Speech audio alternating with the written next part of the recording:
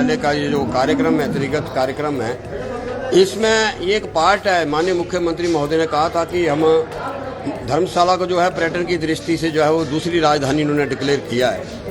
और मैं आज देख रहा हूँ नन्हे मुन्ने बच्चे भी इसमें पार्टिसिपेट कर रहे हैं और पिछले 18 तारीख से ये कार्यक्रम लगातार इस महाविद्यालय के अंदर चला है। तो ये एक पंख है कि पर्यटन की दृष्टि से जिस तरीके से कांगड़ा को और धर्मशाला को जो है निखारा जाए, और माननीय मुख्यमंत्री महोदय की ये वचनबद्धता कांगड़ा के लिए, चाहे हमारी वो एयरपोर्ट का एक्सपेंशन हो, चाहे वो हमारा धौलाधार हो, चाहे वो खबरू हो, चाहे वो हमारी करेरी लेक हो, चाहे हमारा त्रियुंड हो, इन सारे, यही नहीं पालमपुर के अंदर पूरे जिला कांगड़ा के पौंग बांध के अंदर लगभग 235 करोड़ रुपए से जो है वाटर स्पोर्ट्स अभी 3 या 4 दिन में जो है वो क्रूज जो है हिमाचल में पहली बार जो है गोविंद सागर में आ रहे हैं। उसके बाद सेकंड जो टेंडर हुआ है वो पौंग बांध में आ रहे हैं, वाटर स्पोर्ट्स स्टार्ट हो रही है। तो ये एक बड़ी अच्छी शुरुआत है और नए नौजवान जो धर्मशाला महाविद्यालय इसको होस्ट कर रहा है, नए बच्चे जो वी वॉप के बच्चे हैं, बैचलर ऑफ टूरिज्म एडमिनिस्ट्रेशन के बच्चे हैं, बैचलर ऑफ BBA के जो बच्चे हैं, इस सारे बच्चों की जो पिछले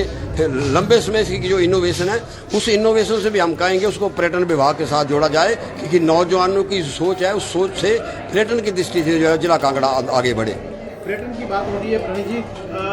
सरकार जो है पालमपुर में जो एग्रीकल्चर यूनिवर्सिटी की 112 हेक्टेयर लैंड जो है उस पर टूरिज्म विलेज जो है उसको अधिकृत करने जा रही थी, लेकिन हाई कोर्ट ने उस पर रोक लगा दी है। उसको लेकर के सरकार के आगामी कदम क्या रहेंगे या क्या रणनीति रहेगी? जब मैं पेशे का वकील हूँ, जब मामला न्यायालय में चल गए तो उसमें सब जुडिसाइड होता है, उसमें आप टिप्पणी नहीं कर सकते। और जहाँ तक न केवल पालमपुर, बहुत से हमारे, मैं कहता हूँ अपना बीड बिलिंग है पालमपुर के अंदर, और घाटियाँ हमारे धर्मशाला के अंदर है, नगरोटा के अंदर है, ज्वाला रिलीजियस टूरिज्म है हमारा, चाहे वो ब्रजेश्वरी टेम्पल हो, चाहे वो ज्वालामुखी हो, चाहे वो, तो सारे चीज़ों के टूरिज्म सर्किट जो है न केवल कांगड़ा चंबा को, इस बार जब पर्यटन की दृष्टि से विधानसभा के अंदर डिस्कशन थी, मैंने ही रेजोल्यूशन मूव किया था, उसको मैंने टूरिज्म और इको टूरिज्म के साथ जोड़ा था, यानी कि वन विभाग और पर्यटन विभाग इकट्ठा, क्योंकि हिमाचल प्रदेश में 68% जो हिमाचल प्रदेश का जो क्षेत्रफल है वो फॉरेस्ट है। जब तक हम वन विभाग के साथ, पर्यटन के साथ हम इकट्ठा काम नहीं करेंगे, तब तक हम देश को जो हम चाहते हैं पर्यटन राज्य के रूप में जो हम स्थापित करना चाहेंगे, तो इसमें वन विभाग और पर्यटन विभाग को इकट्ठा करने का। और उसमें माननीय मुख्यमंत्री महोदय ने जब विधानसभा के अंदर जवाब दिया, उन्होंने कहा जल्दी ही कर्नाटका और मध्य प्रदेश की तर्ज पर इको टूरिज्म बोर्ड जो है हिमाचल प्रदेश में भी स्थापित किया जाएगा, जिसमें हम अपने जंगलों को, एक तो स्विट्जरलैंड लैंड में लोग जंगलों को देखने जाते हैं, दैट वो है मैन मेड जंगल, हमारे तो नेचुरल जंगल हैं, खुद हमारे देवदार हैं यहाँ के। और इसके साथ साथ हमारी जो वाइल्ड लाइफ सेंचुरीज हैं, चाहे खजियार के अंदर हो, चाहे काला टोप हो, चाहे वो तुंदा हो, बहुत सी, चाहे ग्रेट नेशनल हिमालयन पार्क हो, तो चाहे वो हमारा, मैं कहता हूँ बहुत से ऐसे हमारे स्पीसीज हैं जिनको कि हम अगर ऑनलाइन और अगर हम पर्यटन की दृष्टि से उसको अगर दिखाना चाहेंगे तो वो वर्तमान सरकार की जो है वचनबद्धता है।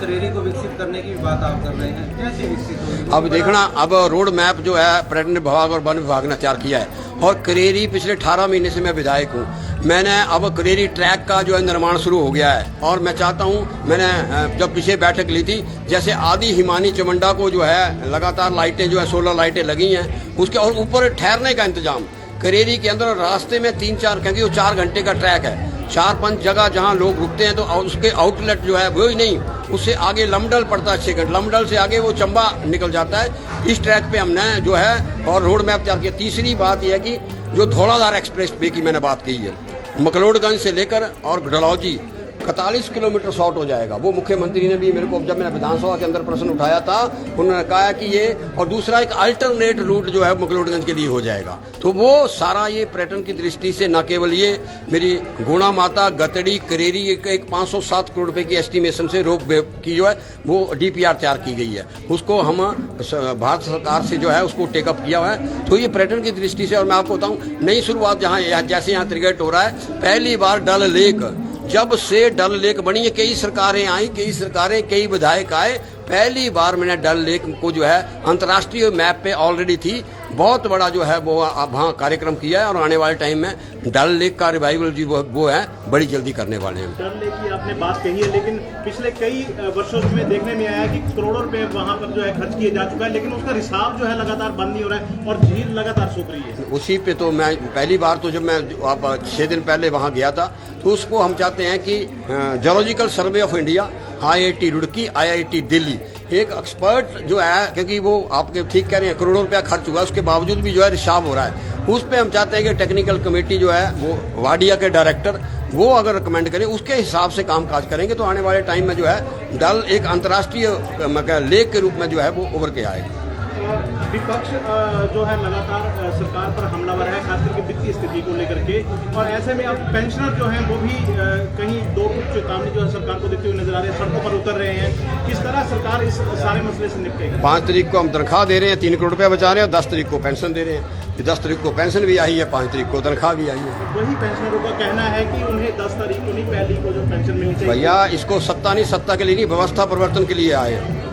अगर प्रदेश का 36-40 करोड़ रुपया, और मैं इसमें डिटेल में नहीं, बड़ी डिटेल में जाऊंगा तो 3 करोड़ रुपया कैसे बचेगा, 5 करोड़ रुपया कैसे बचेगा, तो यही नहीं, हमने फैसला लिया है। अगर केबल पठानी और सब लोग जो इनकम टैक्स पे ही है वो वही बिजली का बिल क्यों नहीं देंगे? 90 करोड़ रुपए का लॉस था। जो इनकम टैक्स पे ही है, इनकम टैक्स वो दे रहा है, अगर वो 100 रुपया पानी का बिल देता है, उस 190 करोड़ एक तरफ और दूसरा 72 करोड़ रुपया एक महीने का पानी का खर्च होता है, उसका पैसा हम सारा वहाँ स्ट्रेंथनिंग ऑफ द जल शक्ति विभाग, किसी को पाइप चाहिए, किसी को नलका चाहिए, इसी तरीके से जो हमने सब्सिडी बंद की है खासकर बिजली की। तो यही नहीं, होटल, ऐसे होटल पाए गए जिनके 6-6 कनेक्शन थे, और जब उसका इनकम टैक्स एक होटल कसौली के अंदर पास किया, 7 करोड़ रुपया इनकम टैक्स देता है, लेकिन बिजली उसको फ्री है। इस तरीके का तो वो सारे यही रिसोर्स मोबिलाइजेशन है जो मुख्यमंत्री कहते हैं 2032 में आत्मनिर्भर हम हिमाचल प्रदेश को बनाएंगे। पहली बार हुआ है सतलुज जल विद्युत निगम लिमिटेड का प्रोजेक्ट कैंसिल कर। आप देख रहे हैं हिमाचल न्यूज़ 24।